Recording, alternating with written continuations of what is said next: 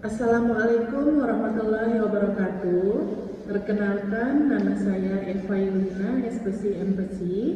Saya merupakan dosen tetap program studi psikologi Fakultas Psikologi Universitas Medan Area Sumatera Utara. Saat ini saya salah satu dosen yang mengikuti sertifikasi dosen gelombang 1 yang diselenggarakan oleh Kemendikti-Saintek tahun 2025. Saya akan melakukan penyusunan dokumen pernyataan diri dosen dalam unjuk kerja Tridharma Perguruan Tinggi atau PDB UKT PT. Dalam kesempatan ini, saya akan memaparkan salah satu mata kuliah yang saya ampuh, yaitu mata kuliah Pendidikan Anak Usia Dini. Saya mengajar mata kuliah Pendidikan Anak Usia Dini pada semester genap tahun ajaran 2024-2025 dengan bobot 2 SKS, dan mata kuliah Pendidikan Anak Usia Dini ini merupakan mata kuliah peminatan dalam mata kuliah Psikologi Pendidikan dengan kode PDK 62004. Adapun deskripsi mata kuliah Pendidikan Anak Usia Dini ini ialah mata kuliah yang membahas tentang teori dan studi kasus dalam membangun kompetensi mahasiswa untuk memahami sejarah, hakikat, teori-teori pendidikan anak usia dini, kemudian perkembangan anak usia dini, ruang lingkup bermain dalam kegiatan pengembangan anak usia dini, selanjutnya lingkungan dalam pendekatan, komunikasi efektif, model asesmen, problematika, strategi pendidikan, pendidikan anak usia dini dengan kebutuhan khusus, dan kesiapan pendidikan prasekolah untuk jenjang sekolah dasar. Perkuliahan Pendidikan Anak Usia Dini diselenggarakan dengan pendekatan luring atau tatap muka secara langsung dengan mahasiswa di kelas dengan menggunakan metode yang pertama, delivery. Dalam metode ini saya akan memberikan materi dalam bentuk soft file pada e-learning kami, yaitu e-learning.uma.ac.id. Kemudian saya juga melampirkan referensi buku yang sesuai dengan mata kuliah yang telah dilampirkan di dalam RPS. Kemudian yang kedua, metode ceramah, di mana saya akan melakukan interaksi secara langsung dengan mahasiswa di dalam kelas yang bersifat aktif, partisipatif, dan berbasis pada pengalaman nyata. Dengan metode ceramah yang inovatif untuk membangun pemahaman bersifat konseptual mahasiswa terhadap teori-teori pendidikan anak usia dini. Diskusi kelompok juga salah satu metode yang dapat mendorong mahasiswa aktif di dalam kolaboratif dalam menyelesaikan masalah-masalah fenomena studi kasus yang nyata pada saat ini yang terjadi di dalam kehidupan sehari-hari, yaitu di masyarakat. Kemudian ada juga problem based learning, yaitu di mana menantang mahasiswa untuk memecahkan masalah nyata yang dihadapi dalam kehidupan sehari-hari, dan mahasiswa akan belajar cara berpikir kreatif dalam menyelesaikan suatu masalah. Adapun capaian pembelajaran meliputi CPL 2, menginternalisasi nilai, norma, dan kode etik akademik. CPL 3 mampu menunjukkan sikap bertanggung jawab atas pekerjaan secara mandiri. Kemudian selanjutnya CPL 4 mampu menerapkan pemikiran logis, kritis, sistematis, dan inovatif dalam pengembangan atau implementasi ilmu pengetahuan. Kemudian selanjutnya CPL 5 mampu menguasai konsep dasar dan teori psikologi untuk menggambarkan dan menganalisis berbagai gejala psikologi pada individu. Selanjutnya, adapun CPMK dalam mata kuliah pendidikan anak usia dini sebagai berikut, yaitu CPMK 1, mahasiswa mampu menjelaskan sejarah dan pengantar pendidikan anak usia dini, hakikat PAUD, serta teori-teori dalam PAUD. Selanjutnya CPMK 2, mahasiswa mampu mengklasifikasikan tahapan perkembangan anak usia dini. Kemudian CPMK 3, mahasiswa dapat menguraikan ruang lingkup PAUD, bermain dalam kegiatan AUD dan komunikasi efektif, edukatif, guru dan orang tua dalam PAUD, serta dalam lingkungan pembelajaran PAUD. CPMK 4, mahasiswa mampu memecahkan atau menelaah model asesmen untuk anak usia dini serta identifikasi problematika PAUD di Indonesia dan juga strategi PAUD di era digital. CPMK 5, mahasiswa mampu merencanakan program PAUD di dalam kelas, faktor pendukung perawatan pada anak, childcare, dan PAUD untuk ABK, serta kesiapan pendidikan prasekolah untuk jenjang sekolah dasar. Adapun metode pembelajaran di dalam mata kuliah ini yaitu yang pertama modul atau RPS itu dapat diakses di e-learning UMA yaitu elearning.uma.ac.id. Kemudian PowerPoint, studi kasus dan jurnal pendukung di dalam pembelajaran mata kuliah pendidikan anak usia dini. Dan selanjutnya juga ada merupakan video kasus yang bisa dapat diunduh mahasiswa di e-learning UMA. Selanjutnya adapun materi pembelajaran mata kuliah meliputi sebagai berikut. Pertemuan pertama yaitu sejarah dan pengantar pendidikan anak usia dini. Yang kedua, hakikat pendidikan anak usia dini. Yang ketiga, teori-teori pendidikan anak usia dini. Yang keempat, perkembangan anak usia dini. Yang kelima, ruang lingkup pendidikan anak usia dini. Yang keenam, bermain dalam kegiatan pengembangan anak usia dini. Yang ketujuh, lingkungan dalam pembelajaran PAUD. Yang kedelapan, komunikasi efektif, edukatif, dan orang tua dalam PAUD. Yang kesembilan, model asesmen untuk anak usia dini. Yang kesepuluh, problematika pendidikan anak usia dini di Indonesia. Yang kesebelas, strategi pendidikan anak usia dini di era digital. Yang ke-12, program PAUD di dalam kelas dan faktor pada orang tua anak atau childcare. Yang ke-13, PAUD untuk anak dengan kebutuhan khusus. Yang ke-14, kesiapan pendidikan prasekolah untuk jenjang ke sekolah dasar. Asesmen dalam penilaian, di sini saya akan memberikan tugas kepada mahasiswa saya dengan mereka bisa mendownloadnya nanti dan mengupload tugasnya di e-learning kami yaitu elearninguma.ac.id. Adapun kriteria capaian penilaian mahasiswa saya dengan beberapa poin. Yang pertama itu ada partisipasi kehadiran mahasiswa yaitu sebanyak 10%. Kemudian ada tugas mahasiswa serta keaktifan mahasiswa di dalam kelas yaitu sebanyak 50%. Kemudian ada ujian tengah semester itu bobotnya sebesar 15% dan yang terakhir itu adalah ujian akhir semester bobotnya dengan 25%. Selanjutnya, penilaian saya lakukan secara objektif berdasarkan indikator seperti ketepatan dan penguasaan materi, partisipasi aktif di kelas, dan juga kemampuan mahasiswa dalam menganalisis dalam satu kasus. Selanjutnya, saya juga menggunakan rubrik penilaian secara jelas dan terstruktur, serta hasil evaluasi akhir saya akan sampaikan kepada mahasiswa secara langsung sebagai umpan balik untuk meningkatkan kualitas pembelajaran di dalam mata kuliah pendidikan anak usia dini.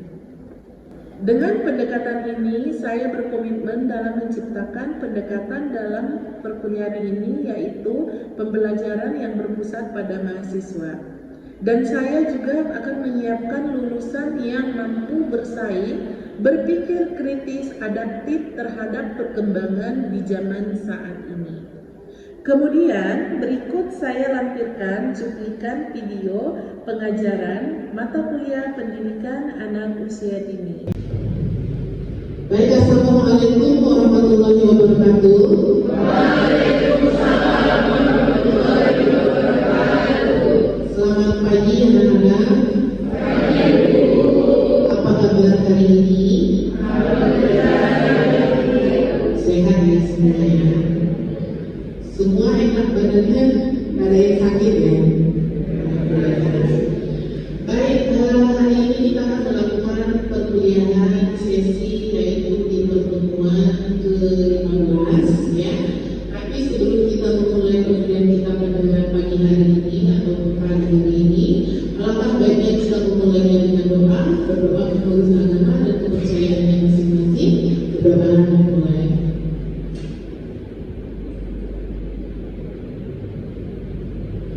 Oke, berdoa selesai. Ya, baik.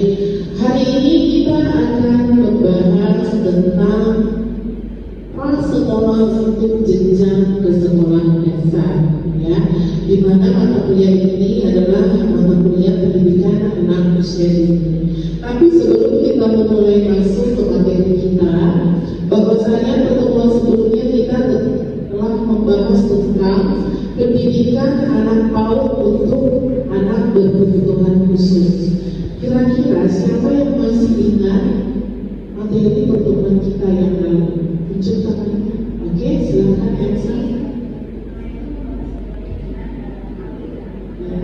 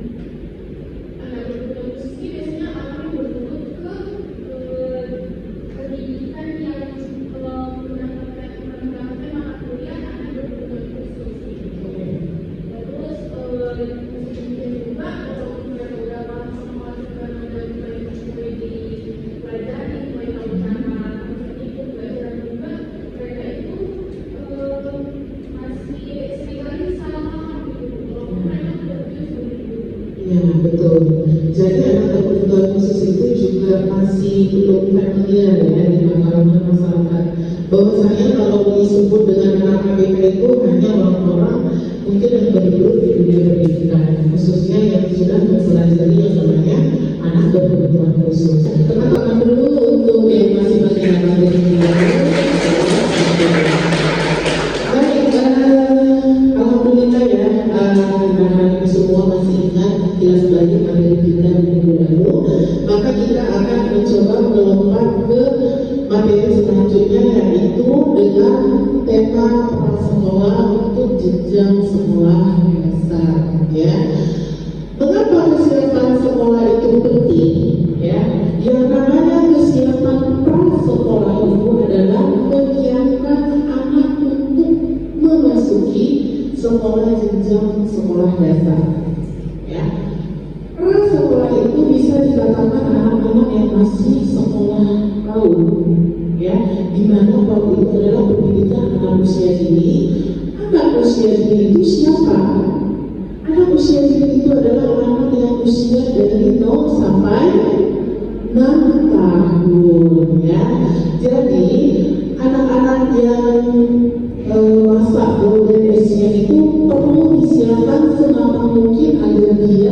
siap secara mental, secara emosi untuk melangkah ke jenjang yang betul-betul sifatnya kurikulum sekolah.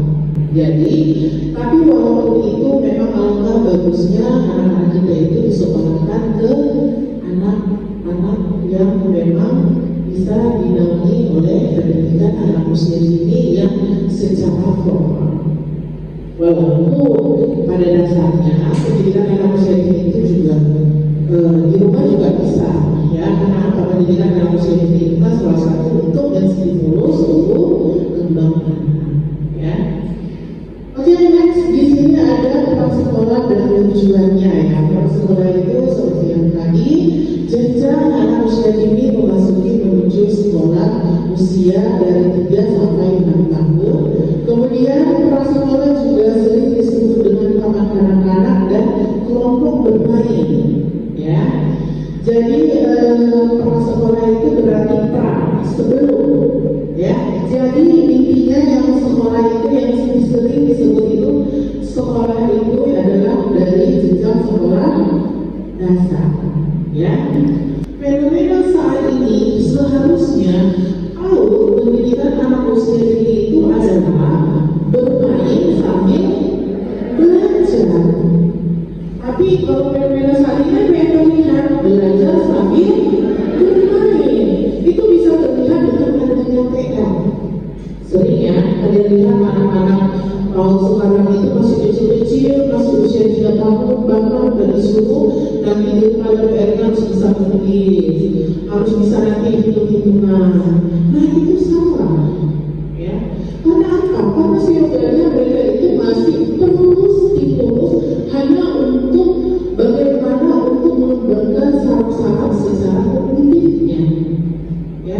Tahapan perkembangannya itu belum sampai ke usia di mana mereka di tahap pra-operasional secara psikologi perkembangan, ya. Tapi memang itulah fenomena yang kita lihat. Nah, itu nanti perlu kita tindak lanjuti juga dan dalam mungkin kita bisa melakukan nanti di riset bersama, ya. Oke. Nah, tujuan pendidikan prasekolah adalah untuk membantu kesiapan secara mental, ya, emosional, fisik sebelum masuk ke jenjang sekolah dasar. Jadi bukan hanya secara fisik, kalau fisik udah tahu ya, fisik itu berarti anak itu di mana di dalam tubuh yang sehat terdapat jiwa yang kuat, ya. Jadi selain kesiapan mental anak juga perlu, ya. Kenapa? Karena apa? Jangan nanti tiba-tiba ketika dia dimasukkan ke sekolah dasar dia terkejut. Kok ada menulis? Nah, kok ada seperti ini? Saya belum pernah. Nah, itu kan perlunya anak-anak itu disiapkan. Kemudian juga emosional. Emosional itu juga nanti jadi bagaimana anak berempati, kemudian bagaimana regulasi emosi, ya, yang tepat.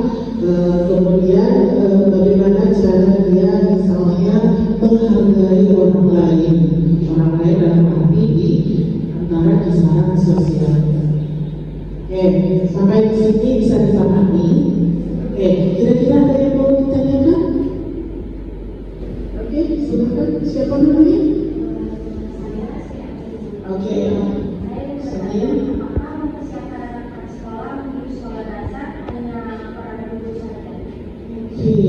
Pertanyaan yang bagus. Sebentar dulu. Apakah untuk mempersiapkan anak usia dini itu hanya peran guru? Mungkin bisa maksud dari teman-teman itu guru di TK, ya kan? Karena memang hampir sudah rata-rata anak-anak usia dini itu kan sudah di TK kan. Jadi orang tua itu merasa di TK itu udah selesai lah tugas saya. Bukan, ya, jawabannya bukan tugas guru semata, tapi juga ada peran penting di situ. Perannya itu siapa? Peran orang tua. Kenapa ini disebut orang tua? Karena orang tua itu adalah sekolah pertama bagi anak. Kalau dia melepaskan anaknya, misalnya saya menyekolahkan anak saya sudah udah selesai lagi dari saya tidak. Ya, ingat, waktu anak di sekolah sama di rumah itu berbeda. Ya, kenapa? Di mana lebih banyak waktu anak di sekolah atau di rumah? Di rumah, ya kan? Yang paling tahu anak itu siapa? Orang tua. Ya, jadi walaupun anak itu diserahkan ke sekolah, tapi kata pentingnya itu adalah kolaborasi antara orang tua dengan pihak sekolah. Ya, jadi bagaimana pendidikan anak usia dini itu di sekolah harus diberlakukan di rumah. Kemudian pengelompokannya dan tentu nanti berdasarkan usia. Misalnya kalau di TK, anak-anak kalau di taman kanak-kanak itu kan pengelompokan usianya biasanya usia 3 tahun itu masuk ke playgroup, ya, usia 3 sampai 4 itu biasanya dimasukkan ke PPG. Biasanya dari usia 4 ke 5 itu nanti masuk TKA, 5 nanti menuju ke 6 itu TKB. Jadi dikelompokkan nanti berdasarkan usia. Peserta didiknya juga ada usia 0 sampai 6 ya. Oke. Kemudian pendidik. Nah, pendidik ini adalah guru dan juga orang tua. Sebenarnya secara pedagogiknya kan ada 3 ya. Ada 3 pendidik. Masih ingat?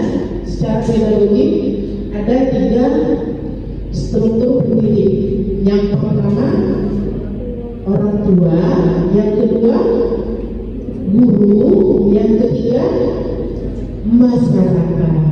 Ya, paham sampai di sini? Kira-kira ada yang mau bertanya? Oke, silakan.